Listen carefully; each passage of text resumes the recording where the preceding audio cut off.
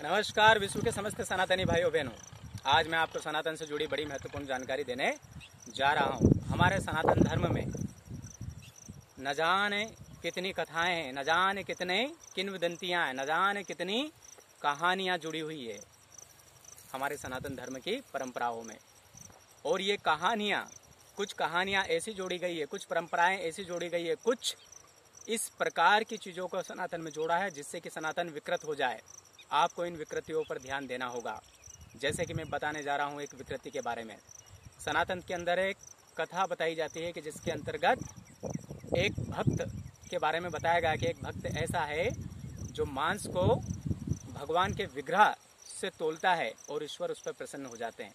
तो मुझे ये बताइए, जिस ईश्वर के बारे में बताया गया कि वो तो करुणा निधान है, करुणा का सागर है, करुणा निधि है, भक्त वत्सल्य है, परम दयालु है, तो बताइए अगर वो किसी के मांस बेचने से अगर खुश होगा, पशुओं का मांस बेचने से खुश होगा, तो क्या पशु प्राणी नहीं है? उसके प्रति उनकी करुणा नहीं है? उसके प्रति मतलब उनकी करुणा नहीं झलकेगी? क्योंकि संपूर्ण सृष्टि का निर्माण तो ईश्वर ने ही किया है। और जब ईश्वर ने संपूर्ण सृष्टि का निर्माण किया है तो क्या उस पशु पर ईश्वर को दया नहीं आई होगी? कि केवल उस व्यक्ति के ऊपर ही दया आई होगी, केवल उस व्यक्ति से ही वो खुश हो जाएंगे जिस व्यक्ति ने मांस को अपने तराजू से तोला। और रही बात भाव की, तो मुझे ये बताइए, चाहे कैसा ही भाव हो, मांस का व्यापार करना कहीं से कहीं तक सत्य दिखाई देता है? नहीं दिखाई देता। इस प्रकार की कथाएं हमारे धर्म को विकृत करने के लिए जोड़ी गई हैं। और ये कब जोड़ी गई है, ये शोध का विषय है।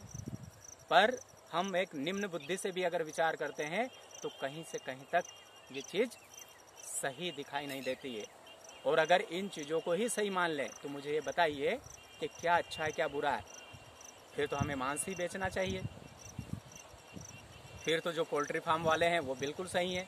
फिर तो जो बकरा फार्म डालकर बैठे हैं वो बिल्कुल सही है। फिर तो मांस का ही व्यापार होना चाहिए, क्योंकि ईश्वर मांस बेचने से भी खुश हो जाता है। तो मेरा आपसे निवेदन है, हमारे धर्म में ये जानबूझकर जो इस प्रकार की कथाओं को जोड़ा गया है, इन कथाओं को समझे, इसके मर्म को जाने। ऐसा नहीं कि केवल हमें कथा सुननी है, क्योंकि इसका बहुत गलत प्रभाव पड़ता है।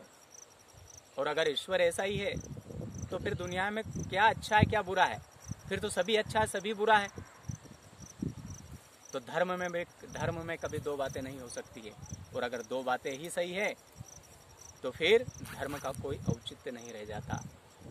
इसी प्रकार की रोचक जानकारी जानने के लिए मेरे चैनल को सब्सक्राइब करें, लाइक करें, शेयर करें, कमेंट्स करें। जय जय श्री राम, राधे राधे, ओम नमः शिवाय।